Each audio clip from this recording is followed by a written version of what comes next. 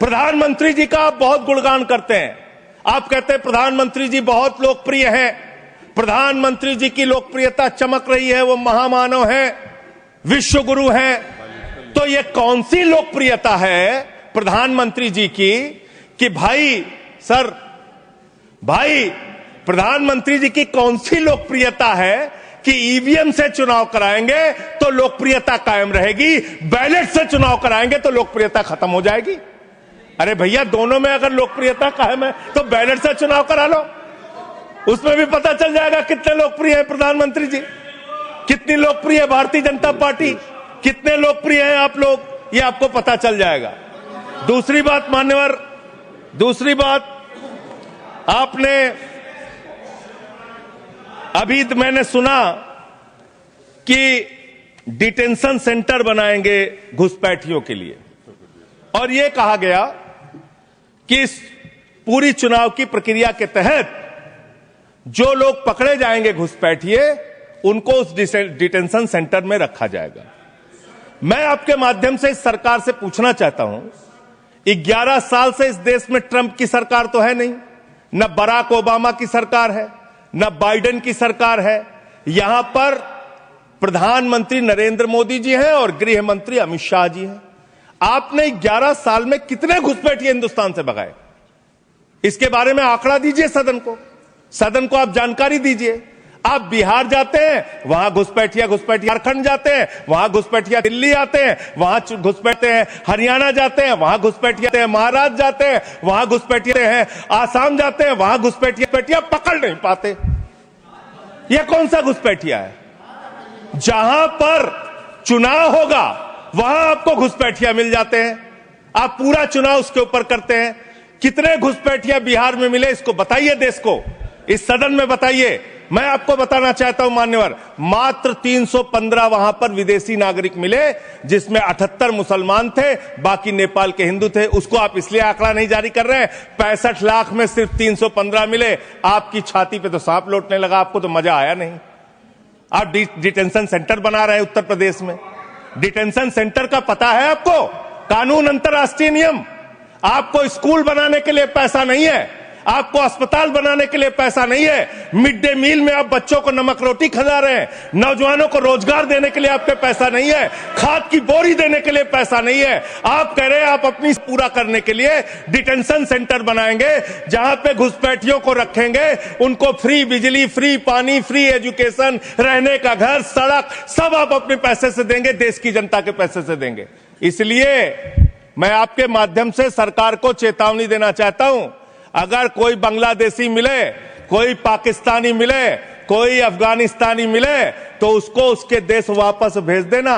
हमारे पैसे से उनको यहां पे डिटेंशन सेंटर और घर बना के फ्री में बिजली, फ्री में पानी, फ्री में शिक्षा, फ्री में इलाज मत करना। और ज्यादा अगर आपको चिंता हो तो अपने घर के बाहर एक घर बना लेना, वहां रख लेना। हर दिन इन्होंने यहाँ पे तमाशा किया है, हमारा दिल दहल जाता था इनको देखकर। एसआईआर, ये वेल में उतर जाते थे। यहाँ पर इन लोगों ने डराना, धमकाना, धक्का मुक्की, ऐसा कोई इन्होंने किसी तरह की कोई बदतमीजी नहीं है जो एक भी दिन इन्होंने संसद भवन चलने नहीं दिया। हम जनता के प्रतिनिधि हैं, हम यहाँ पर उनकी आवाज लेकर आते हैं, हम कुछ सीखने आते हैं, हम नए सांसद हैं।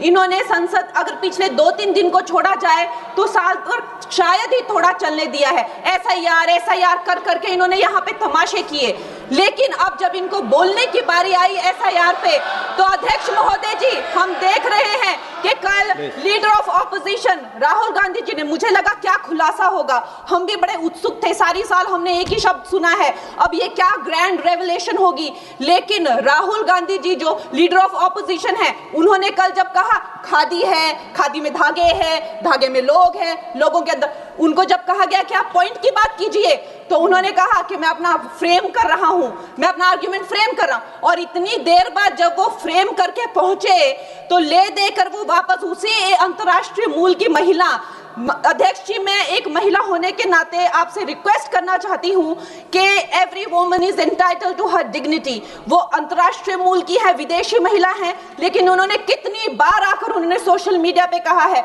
कि मैं कभी भारत नहीं गई हूं, मेरा हरियाणा चुनाव से कुछ लेना देना नहीं है। लेकिन फिर भी ये लोगों ने बिना किसी ठोस सबूत के उनका यहाँ पे फोटो उन्होंने उनको उछाला यहाँ पे, उनकी तस्वीर उछाली यहाँ पर और यहाँ पर ब्लैक कार्ड यूज करना भी अलाउ नहीं है। इन्होंने फिर भी नियमों का उल्लंघन किया। मैं चाहती हूँ सबसे पहले तो मैं इस सदन की तरफ से उन महिला से बहुत ही माफी मांगती हूँ कि इस सदन में बिना कि उनकी आजकल जो पर्सनैलिटी राइट्स का भी एक बहुत बड़ा क्राइम होता है, उसके उपरांत उनका फोटो यहाँ यूज किया गया। मुझे बहुत खेद है। भारतीय संसद भवन की तरफ से हम उनसे माफी मांगते हैं। और ये देखिए, महिलाओं का हमेशा ये अपमान करते हैं, लेकिन हमारे प्रधानमंत्री चाहे बेटी बचाओ बेटी पढ़ाओ हो, महिलाओं को शौचालय देने से लेकर, महिलाओं को गैस देने से लेकर, महिलाओं को जो है वो छात्रवृत्ति न जाने कितनी ऐसी योजनाएं हैं। कांग्रेस वालों, शायद तुम लोग ये समझ नहीं पा रहे हो, ईवीएम्स हैक नहीं करते हैं प्रधानमंत्री लोगों के दिलों को हैक करते हैं। और ये लोग दुहाई देते हैं कि वो जो पुराने जमाने के दकियानूसी, वो जो चिट कागज पे लिखकर जो मतदान होता था वो सबसे अच्छा था। ये लोग भूल गए वो दिन, आप लोग भूल गए वो दिन। इंदिरा गांधी वर्सेस राज नारायण का केस, उसको जो है इतिहास में The case that shook the nation के नाम से जाना जाता है। उस पर मैंने एक फिल्म भी बनाई हुई है। वोट चोरी और वोटों की धांधली के लिए एक प्रधानमंत्री पे एक साधारण से नेता ने केस किया था और उस धांधली में वो पकड़ी गई थी। हर उनका जो आरोप है उसमें सच सिद्ध किया गया था और रातों रात उनको कुर्सी छोड़ने के लिए कहा गया था और रातों रात जो है उनको ये आदेश दिया गया था कि आगे इतने सालों तक आप कभी जो है वो चुनाव लड़ नहीं सकते। ये धांधलियां इन्होंने करी हुई हैं और ये जो है उस टाइम के बैलेट बॉक्सों को उठाकर ले जाते थे ये लोग और आज कहते हैं कि इनको ईवीएम्स जो है वो हैक हो जाते हैं। अध्यक्ष महोदय जी, मैं इनको याद दिलाना चाहती हूँ, प्रियंका गांधी जी कहती हैं कि छोड़ो पुरानी बातें, हम पुरानी बातें नहीं करेंगे, हम पुराने लोगों के बारे में नहीं बोलेंगे। तो मैं ये जानना चाहती हूँ कि आपकी जो माता जी हैं वो तो आपकी अध्यक्ष है और इस वक्त की वो अध्यक्ष है। उनकी जो है, आप देखिए, जब उनकी नागरिकता नहीं थी, जब उनके पास 1983 में नागरिकता आई, उसके कितने साल पहले से वो वोट देती आ रही हैं। तो ये जो इनका जो परिवार है, एंटाइटलमेंट से जो ग्रस्त ये इनका परिवार है, ये प्रियंका गांधी जी को भी याद रखना चाहिए। चाहे आपका भूतकाल हो, चाहे आपका वर्तमान हो, आप सब लोग, चाहे ईवीएम हो या चाहे कागज पे लिखा हो, जब आप लोगों के चरित्र में जो है किसी तरह की मर्यादा नहीं है, आप लोगों ने कभी भी इस देश का, यहाँ की कानून व्यवस्था का, संविधान का कभी आप लोगों ने सम्मान नहीं किया हुआ है। और अध्यक्ष महोदय जी, बिहार में जैसे ही एसआईआर आया, एसआईआर लागू हुआ, हमारी सरकार ने जो है कम से कम 60 लाख से ज्यादा अवैध, अब ये जो सारे अमाननीय वोट कार्ड है, ये सिर्फ घुसपैठियों के नहीं है। कुछ ऐसे लोग हैं जो माइग्रेट हो गए हैं, कुछ ऐसे भी लोग हैं जो इस दुनिया में है ही नहीं। 60 लाख से ज्यादा। और अगर वो लोग जेन्युइन थे तो उन्होंने, किसी ने तो रिक्वेस्ट करनी चाहिए थी कि भाई मेरा वोटर आईडी कैंसिल हुआ है। उसके उपरांत जो है 21 नए वोटर आईडी जो है उन्होंने दिए हैं और इस तरह का एक माहौल बना बिहार में कि आज तक की सबसे ज्यादा वोटिंग जो है, 67% वोटिंग हुई। नागरिकों में ये उत्साह जगा कि जो है इस तरह की जो क्लेंजिंग प्रोसेस है वो होना चाहिए। मैं एक देशभक्त होने के नाते अध्यक्ष महोदय जी, मैं ये प्रपोज करना चाहती हूँ कि हमारे देश में जो है हमेशा महीने 2 महीने बाद हमारे जो शीर्ष नेतृत्व हो गए, सारे अधिकारी हो गए, हमारे जितने भी रिसोर्सेज हैं, हम लोग उनको हर महीने 2 महीने में इलेक्शंस में जो है पुश कर देते हैं। इससे हमारे देश का बहुत ही भारी नुकसान होता है।